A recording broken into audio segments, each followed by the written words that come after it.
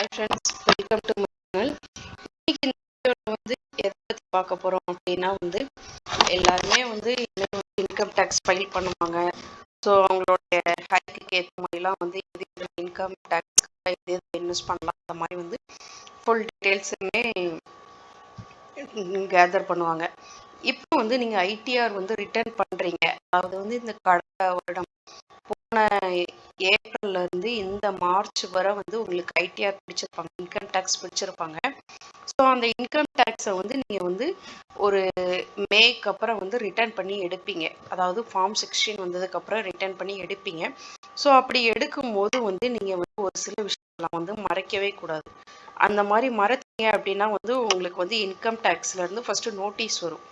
இதோடைய இது எல்லாமே கரெக்டாக, நீங்கள் கொடுத்துருக்கிற இன்ஃபர்மேஷன் எல்லாமே கரெக்டாக அப்படின்னு சொல்லி வரும். ஸோ அதுக்கு வந்து நீங்கள் பதில் சொல்கிற மாதிரி இருக்கும். அதுக்கு பற்றின ஃபுல் வீடியோ தான் வந்து இந்த இதில் பார்க்க போகிறோம். ஐடிஆர் தாக்கலில் வந்து மறைக்கக்கூடியாத 6 விஷயம். இந்த 6 விஷயத்தை வந்து நீங்கள் மறைச்சா வந்து கண்டிப்பாக ஒரு பெரிய ப்ராப்ளம் வந்து நீங்கள் ஃபேஸ் பண்ணுற மாதிரி இருக்கும். அது என்ன 6 விஷயம் அப்படிங்கிறத வந்து தெரிஞ்சுக்கலாம்.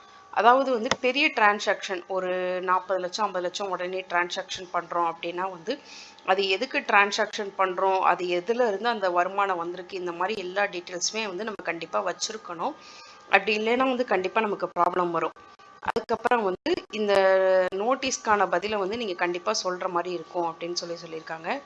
அது என்ன இதெல்லாம் வந்து நீங்கள் வந்து கண்டிப்பாக இது பண்ணணும் அப்படிங்கிறத வந்து இந்த ஃபுல் டீட்டெயில்ஸில் பார்க்கலாம். நம்பர் 1 என்ன அப்படின்னா வந்து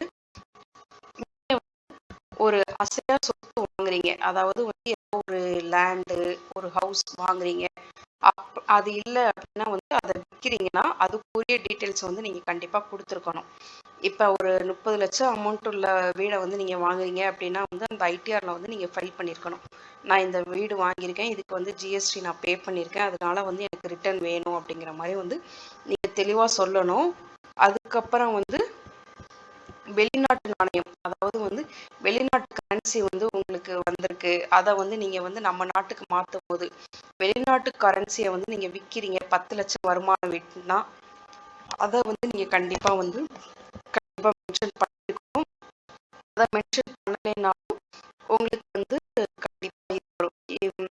அதுக்கப்புறம் வந்து சேமிப்பு மற்றும் நடப்பு கணக்கில் டெபாசிட் செய்யப்பட்ட தொகை, அதாவது வந்து நீங்கள் வந்து ஃபிக்ஸ்டு டெபாசிட்டாக ஒரு 10 லட்சம் 50 லட்சம் எவ்வளவோ போடுவீங்க, ஒரு 10 லட்சம் 15 லட்சம் 5 லட்சம் இந்த மாதிரி போடுவீங்க.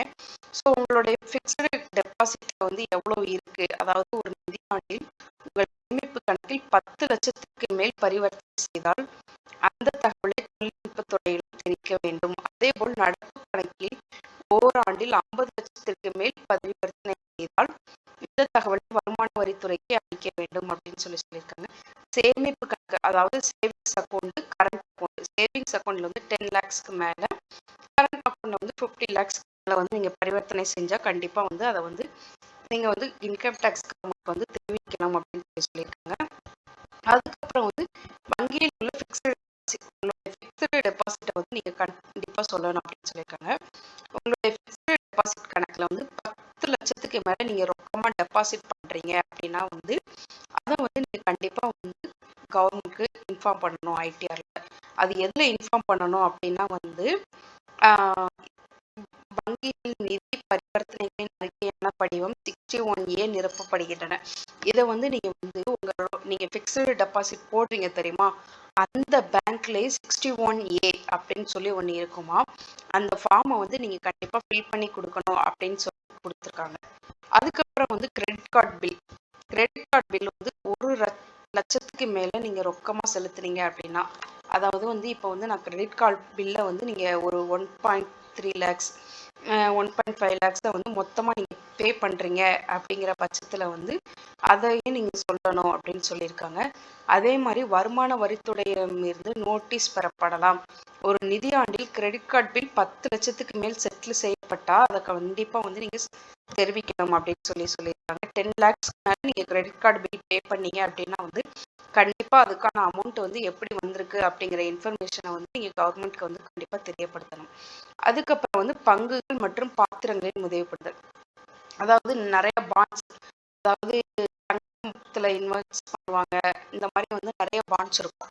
ஒரு நிதியாண்டில் மியூச்சுவல் ஃபண்ட்ஸ், பங்குகள், பத்திரம் அல்லது கடன் பத்திரங்கள் இதுல வந்து 10 லட்சத்துக்கு மேல வந்து நீங்க ரொக்கமா, அதாவது லிக்விட் கேஷா வந்து நீங்க டெபாசிட் பண்ணீங்க அப்படின்னா வந்து கண்டிப்பா இன்ஃபார்ம் பண்ணணும். வருடாந்திர தகவல் அறிக்கை உங்கள் அனைத்து பரிவர்த்தனைகளையும் பரிவர்த்தனைகள் பற்றி தகவலை கொண்டுள்ளது. இந்த அறிக்கையின் உதவியுடன் வரி அதிகாரிகள் வந்து உங்க பரிவர்த்தனையை வந்து பிடிக்க முடியும். அதாவது நீங்க டிரான்சாக்ஷன் பண்றது வந்து எல்லா ரெக்கார்டுமே சேவ் ஆகிட்டு தான் இருக்கும். ஸோ அந்த ரெக்கார்டை வந்து கண்டிப்பா வந்து எடுத்துருவாங்க.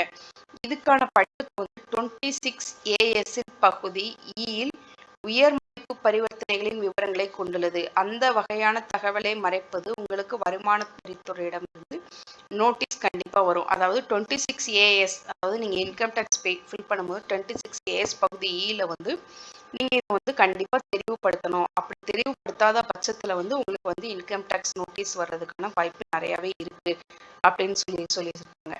ஓகே ஃப்ரெண்ட்ஸ், இதுதான் வந்து இன்னைக்குள்ள வீடியோ. தேங்க்யூ.